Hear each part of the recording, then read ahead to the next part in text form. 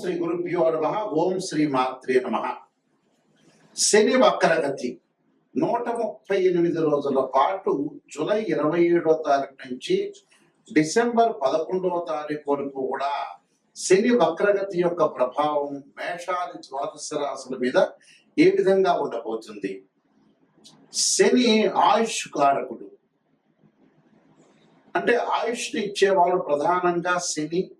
పనులలో ఆలస్యం చేయకుండా, అంటే పనులలో ఆలస్యం చేసే గ్రహం ఏమిటి అంటే శని. అంటే శని వల్ల కొన్ని యోగాలు కూడా ఉంటాయి. అంటే చెడు యోగాలు ఉన్నాయి, మంచి యోగాలు ఉన్నాయి. అలానే శశి మహాపురుష యోగాలు ఉంటాయి. అలానే చెడు యోగమైన పునర్భవ దోషం కూడా ఏర్పడుతూ ఉంటుంది. అంటే శని చంద్రుల యొక్క కలయిక వల్ల శని చంద్రుడి మీద దృష్టి ఉండటం వల్ల, చంద్రశనుల యొక్క పరస్పర దృష్టి వల్ల కూడా పునర్భవ దోషం అనేది కాలయాపన జరిగే అవకాశాలు ఎక్కువగా ఉంటాయి. అయితే ఈ గోచారరీత్యా శని వల్ల, శని 138 రోజుల పాటు వక్రగతిలో ఉండటం వల్ల మనకి ఎలాంటి ఫలితాలు జరగబోతున్నాయి?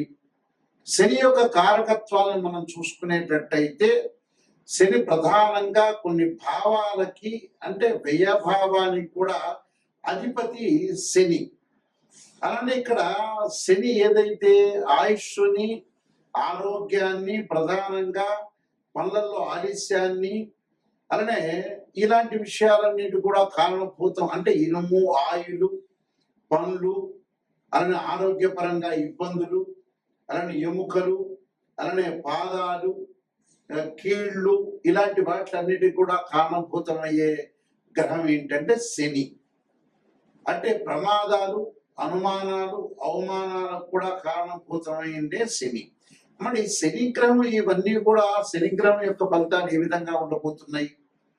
మరి ఇవన్నీ చెప్పేవి ఎలాంటి ఫలితాలు అంటే గోచారరీత్యా చెప్పబడే ఫలితాలు అంటారు. అంటే బర్త్ చార్ట్ అనుసరించేవి కాదు, గోచారరీత్యా చెప్పబడే ఫలితాలు. అంటే బర్త్ చార్ట్ కి గోచారానికి లాట్ ఆఫ్ డిఫరెన్స్ ఉంటుంది. అంటే ఒకటి ట్రాన్సిట్ సిస్టము, ఒకటేమో నేటల్ చార్ట్, అంటే బర్త్ చార్ట్ అంటారు. ఇప్పుడు చెప్పే గోచారం అనేది 20% ఫలితాన్ని నిర్ణయం చేస్తుంది.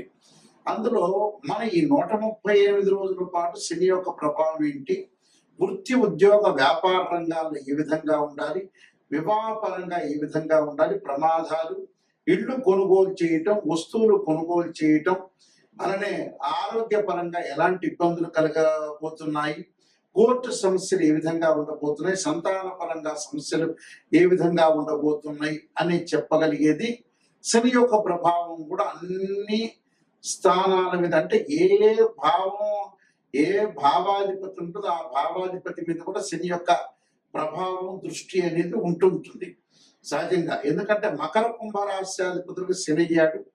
భావాధిపతి వేరు, ఇక్కడ రాశ్యాధిపతి వేరు, అక్కడ ఉండే గ్రహం వేరు. ఇక్కడ గోచారరీత్యా శని యొక్క ఫలితం ఏ విధంగా ఉండబోతుంది, వక్రగతిలో ఉండటం వల్ల ఎలాంటి ఫలితాలు ఉన్నాయో ద్వాదశ రాశులకు మనం తెలుసుకుందాం. ధనుస్సు రాశి వారికి శని వక్రగతిలో ఉండటం వల్ల ఎలాంటి ఫలితాలు జరగబోతాయి? ద్వితీయ రాశ్యాధిపతి, తృతీయ రాశ్యాధిపతి అయిన శని చతుర్థ స్థానంలో ఉండి వక్రగతిలో ఉండటం వల్ల ఎలాంటి ఫలితాలు జరగబోతున్నాయి? శని వల్ల అధిక లాభం,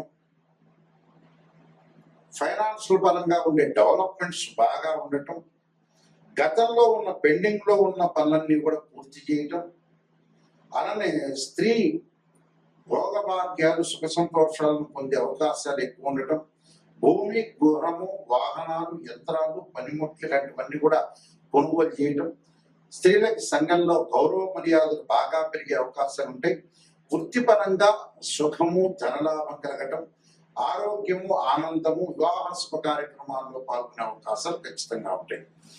టోటల్ గా వీళ్ళకి తృతీయ స్థానం వల్ల అనేక లాభాలు కలుగుతాయి. అయితే డబ్బులు వస్తుంటాయి, ఫైనాన్షియల్ పరంగా వీళ్ళకి వస్తుంటాయి. కానీ ఇళ్ల నిర్మాణం చేస్తూ ఉంటారు, బంగారు ఆభరణాలు కొనుగోలు చేస్తారు, నూతన వస్తువులు, క్రయ విక్రయాల యొక్క విషయాలు బాగా పెరుగుతుంటాయి.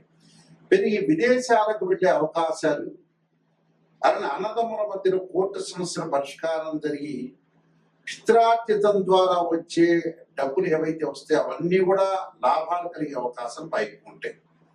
కాబట్టి అన్నిటా విజయం లభించే అవకాశాలు బాగా ఎక్కువ ఉంటాయి. ప్రతి దాంట్లో కూడా వాళ్ళు విజయాన్ని సాధించే అవకాశాలు ఎక్కువ ఉంటాయి. కాబట్టి వాళ్ళకు అనేకమైన మార్పులు జరగటం ప్రణాళికాబద్ధంగా ముందుకు వెళ్ళిపోయే అవకాశాలు ఉంటే ఆరోగ్యం కూడా గతం కంటే కూడా ఇప్పుడు మెరుగ్గా ఉండే అవకాశం ఉంటుంది. ఎలాంటి ఇబ్బందులు లేవు వాళ్ళకి. ఇంకా మంచి జరగాలంటే ఖచ్చితంగా నేను కొన్ని పరిహారాలు చెప్పబోతున్నా. ఆ పరిహారాలు మీరు పాటించి ముందుకు వెళ్ళండి. ఈ యొక్క శని యొక్క దోషం పోవడానికి మీరు చేయాల్సింది ఏమిటి అని అంటే, శనికి అధిదేవత, ప్రత్యుదేవత, అధిష్టాన దేవతలు, అంతరిక్ష దేవతలు అనేవాళ్ళు ఉంటారు. ఈ అంతరిక్ష దేవతలో శనికి ప్రధానంగా దక్షిణకాళి స్తోత్రాన్ని ఒక దేవాలయంలో అంటే శివాలయంలో కానీ ఆంజనేయ స్వామి దేవాలయంలో కూర్చొని దక్షిణాకాళి యొక్క స్తోత్రాన్ని పాలన చేయడం చాలా మంచిది. దానితో పాటు శనికి అధిదేవత, ప్రత్యుదేవతలు, అంతరిక్ష దేవతలు అనేవాళ్ళు ఉంటారు. కాబట్టి అంతరిక్ష దేవత దక్షిణకాళి స్తోత్రాన్ని పాలన చేయాలి. అలానే శనివారం రోజున కానీ ఆదివారం రోజు కానీ కాలభైరవాష్టకాన్ని చదువుకోవడం చాలా మంచిది. ఈ కాలభైరవాష్టకాన్ని చదువుకోవడం వల్ల మనకు మంచి జరిగే అవకాశాలు ఖచ్చితంగా ఉంటాయి.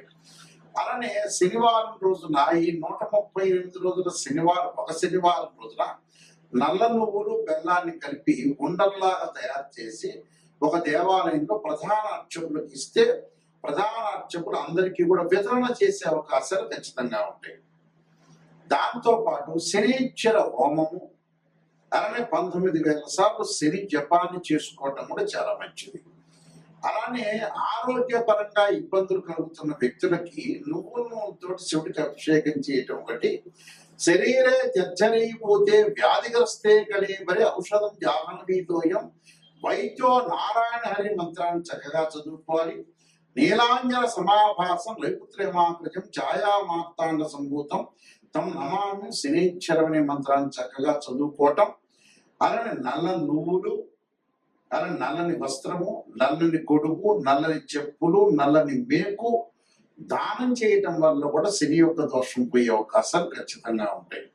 కాబట్టి తప్పకుండా ఈ శని యొక్క పరిహారాలు చేసుకుని ముందుకు వెళ్ళాలి. దాంతో పాటు ఇవన్నీ కూడా గోచారరీత్యా చెప్పబడే ఫలితాలు అంటారు. గోచారం ఎప్పుడూ కూడా ఈ 138 రోజుల పాటు వృత్తిపరంగా ఎలా ఉంటుంది, ఉద్యోగపరంగా ఎలా ఉంటుంది, వ్యాపార పరంగా ఎలా ఉంటుంది, ఎలాంటి నిర్ణయాలు తీసుకోవాలి, ఎలాంటి నిర్ణయాలు తీసుకుంటే మనం మంచి జరుగుతుంటుంది, ఎలాంటి చెడు ఫలితాలను మనం ఎలా ఓవర్కమ్ చేస్తాం అనేది తెలుసుకోవాలి. అలానే విద్యార్థులకు ఎలా ఉండబోతుంది, మరి విద్యార్థులు ఎలాంటి నిర్ణయాలు తీసుకోవాలి, స్త్రీలు ఎలాంటి నిర్ణయాలు తీసుకోవాలి, కోర్టు సమస్యలు ఏంటి, భూములు, రైతులు, పొలాలు కొనుగోలు చేయటం, అలానే కోర్టు సమస్యలు రాకుండా, పోలీస్ స్టేషన్ సమస్యలు రాకుండా ఎలాంటి తగు జాగ్రత్తలు తీసుకోవాలి. గోచారం అంటే ఏంటంటే ఎలాంటి నిర్ణయం తీసుకోవాలి, ఎలాంటి జాగ్రత్తలు తీసుకోవాలి, ఎలాంటి జాగ్రత్తలను మనం ఓవర్కమ్ చేయాలి, ప్రొఫెషన్ పరంగా ఏ విధంగా ఉండబోతుంది, బిజినెస్ లో ఎవరిని నమ్మాలి నమ్మకూడదు అనే జాగ్రత్తలు ఈ 138 రోజుల పాటు సూచనలు చేసేదే గోచారం అంటారు. గోచారానికి బర్త్ చార్ట్ కి లాట్ ఆఫ్ డిఫరెన్స్ ఉంటుంది. బర్త్ చార్ట్ అంటే ఏంటంటే 80% name, date of birth, time, place of birth తీసుకుని మ్యాథమెటికల్ క్యాల్కులేషన్ వేసి 16 లగ్న కుండల్ని మనం చూసుకున్న తర్వాత దాని ఆ 16 లగ్న కుండలని దశలు, అంతర్దశలు, సూక్ష్మ దశలు, ప్రాణదశల్ని మనం అనాలిసిస్ చేసి అలానే వివాహ పరంగా ఏ విధంగా ఉండబోతుంది, ఎప్పుడు వివాహం జరగబోతుంది, ఉద్యోగ పరంగా ఎలా ఉండబోతుంది, ఫైనాన్షియల్ పరంగా ఎకనామిక్ గ్రోత్ ఎలా ఉండబోతుంది, లైఫ్ ని ఎలా ఎన్హాన్స్ చేసుకోవాలి, వివాహం ఎప్పుడు అవుతుంది, వైఫ్ అండ్ హస్బెండ్ రిలేషన్ లో ఏ విధంగా ఉండబోతుంది, మన జీవితంలో ఎలాంటి నిర్ణయాలు తీసుకోవాలి, ఎప్పుడు బాగుంటుంది, ఏ దశలు కలిసి వస్తాయి, ఏ దశలు కలిసి రాదు, సంతాన సమస్యలు ఏంటి, సంతానం గురించి ఏంటి అంటే ఓవరాల్ గా ప్రతి విషయం కూడా బర్త్ చార్ట్ ద్వారా లైఫ్ లాంగ్ యొక్క ప్రొటెక్షన్ అనేది వస్తుంది. దీనికి ఏమిటి, ద్వాదశ భావాధిపతులు వేరు, రాష్ట్రాధిపతులు వేరు. ఎక్కడైతే ఆ గడిలో ఆ రాశిచక్రంలో మేషాది రాశుల్లో ఎక్కడెక్కడ ఏ గ్రహం ఉంది అంటే భావాధిపతులు అంటే ఏంటంటే ఓనర్, ఇంటి ఓనర్. రాస్యాధిపతి అంటే బిల్డర్, ఆ ఇల్లు కట్టించిన వాడు. అలానే ఇక్కడ ఆ గ్రహం ఏ ఏ స్థానాల్లో ఉందో ఆ స్థానాన్ని టెనెంట్ అంటారు, అంటే అద్దెకున్నవాడు అని అర్థం. అలాగా దాని యొక్క దృష్టి ఏంటి అంటే, భావాధిపతులు అంటే ఏంటంటే ఎవరైతే జన్మలగ్నంలో జన్మిస్తారో ఆ లగ్నానికి అధిపతి ఎవరంటే తనుభావం అంటారు. తనుభావానికి రవి అధిపతి, ద్వితీయ భావానికి గురువు, తృతీయ భావానికి బుధుడు, చతుర్థ భావానికి ఇక్కడ చంద్రుడు బుధుడు అని, పంచమ భావానికి కుజుడని అంటే పంచమ భావానికి గురువు అని, అలానే షష్టమ భావానికి కుజుడని అంటే షష్టమ భావానికి కుజుడు శని, పంచమ భావానికి వచ్చేటప్పుడు గురువు, చతుర్థ భావానికి చంద్రుడు బుధుడు. ఇవి భావాధిపతులు. అలానే వ్యయాధిపతి శని. అంటే మనం ప్రతిదీ కూడా భావాధిపతులే కాకుండా రాస్యాధిపతులు, ఆయా గ్రహాలు ఏ రాసుల్లో ఉన్నాయో కూడా మనం చూసుకొని ముందుకు వెళ్ళాలి. ఒక వివాహం కాలేదు అని అంటే ఒక మనిషికి రాశిచక్రము, నవాంశము, భావచక్రము, దశలు, అంతర్దశలు, వృత్తిపరంగా ఫైనాన్షియల్ పరంగా డెవలప్మెంట్ లేదు అంటే రాశిచక్రము, దశమాంశము, భావచక్రము, దశలు, అంతర్దశలు చూడాలి. అంటే ఏ లగ్నానికి ఏ దశలు అంతర్దశలు కలిసి వస్తాయి అనేది కూడా చూడాలి.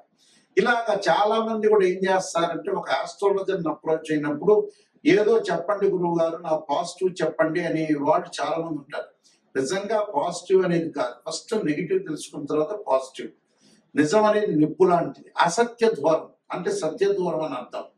అంటే సత్య దూరంగా మనం ఏదైతే నిజం తెలుసుకున్నామో దాన్ని మనం ఎలాగ అంటే ఎప్పుడైతే నిజం మనం తెలుసుకుంటామో, నిజాన్ని మనం తెలుసుకొని నెగిటివ్ ని ఎప్పుడైతే తెలుసుకుంటామో ఆ నెగిటివ్ ని మనం పాజిటివ్ చేసుకోవడానికి ఓవర్కమ్ చేస్తే మనం కంప్లీట్ మ్యాన్ అయినట్టే. అంటే నెగిటివ్ ని పాజిటివ్ చేస్తే మనం కంప్లీట్ మ్యాన్ అయినట్టే. అబద్ధాల ముసుగులో మనం ఉండటం అనేది మంచిది కాదు.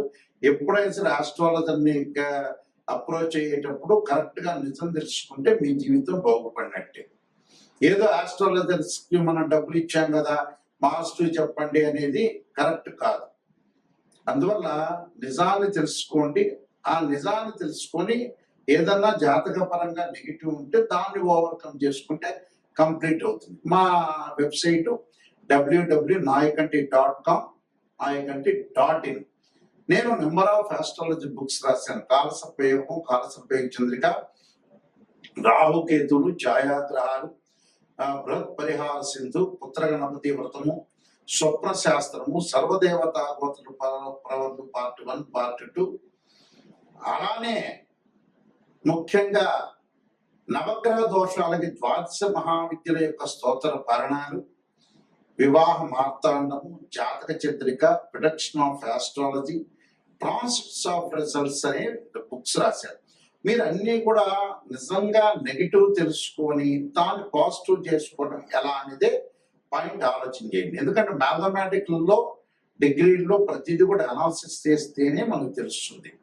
గోచారం అనేది 20% సపోర్ట్. ఈ 135 రోజుల పాటు ఎలాంటి సూచనలు, ఎలాంటి నిర్ణయాలు తీసుకోవాల్సిన అవసరం ఉంటుందనేది చూసుకోవాలి. ఎందుకంటే గోచారిత్య శని, ఎల్నాటి శని ప్రభావం, అలానే అర్ధాష్టమ శని, అష్టమ శని, కంటక లేదా పొంగు శనిలు ఏ విధంగా ఉండబోతున్నారు, ఎలాంటి పరిహారాలు చేసుకోవాలి అంటే నేను చెప్పిన పరిహారాలన్నీ కూడా మీరు చేసుకుని ముందుకెళ్తే మీకు మంచి జరిగే అవకాశాలు ఖచ్చితంగా ఉంటాయి.